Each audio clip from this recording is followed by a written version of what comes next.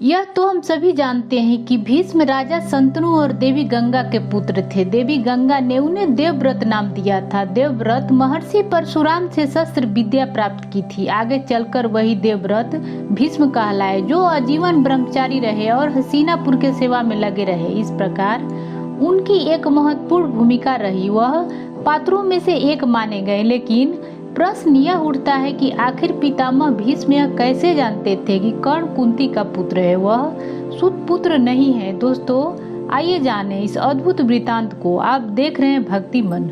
महाभारत युद्ध के 10वें दिन पितामह भीष्म अर्जुन के बाणों से घायल होकर मृत्यु शैया पर लेटे हुए थे। तब कौरव और पांडव पक्ष के सभी लोग पितामह भीष्म से मिलने आए। उन्हें चले जाने के उपरांत कर्ण पितामह भीष्म को एकांत में देखकर उनसे मिलने आया। पितामह भीष्म को इस अवस्था में देखकर कर्ण सभी बैर भूलकर भावुक हो गया और आंखों में आंसू छलक आया। आंसू गद कट होकर उसने पितामह भीष्म को नींद अवस्था के समान बंद आंखों को देखकर पुकारा, पितामह भीष्म कुरुश्रेष्ठ, मैं वही राधा पुत्र कर्ण हूँ जो सदा आपकी आंखों में गड़ता रहता था और आज मैं आपसे मिलने आया हूँ। पितामह भीष्म ने आंखें खोलकर कर्ण को देखा और हर्षित होकर उसके हाथों को स्पर्श कर बोला, तुम राधे नहीं हो, तुम्हारे पिता अधिरथि नहीं है, तुम कुंती के पुत्र कौनत्य हो। यह बात कर्ण भी पहले से जानता था। वो सुत पुत्र नहीं है, किंतु वह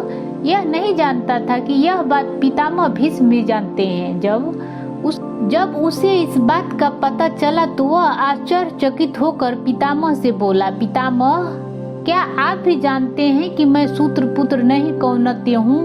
तब पितामह भीष्म ने कर्ण को बताया, हाँ मैं जानता था, मैंने नारद जी से तुम्हारा परिचय प्राप्त किया था।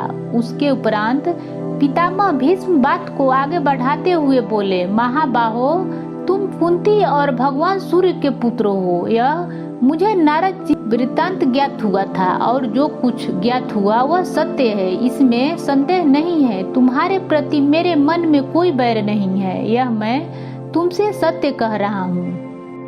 आगे पितामह भीष्म कहते हैं, पांडव तुम्हारे भाई हैं और मैं नहीं चाहता कि अपने ही भाई से युद्ध लड़ो। अपने भाई से बैर त्याग दो और प्रेम करो, इसी में तुम्हारा भलाई है। यह थी पितामह भीष्म और कर्ण से जुड़ा हुआ रोचक कथा। कैसा लगा कमेंट बॉक्स में बताएं और पसंद आए तो लाइक करें। ऐसे ही रोचक वीडियो देखने के लिए जुड़े रहें। धन्यवाद।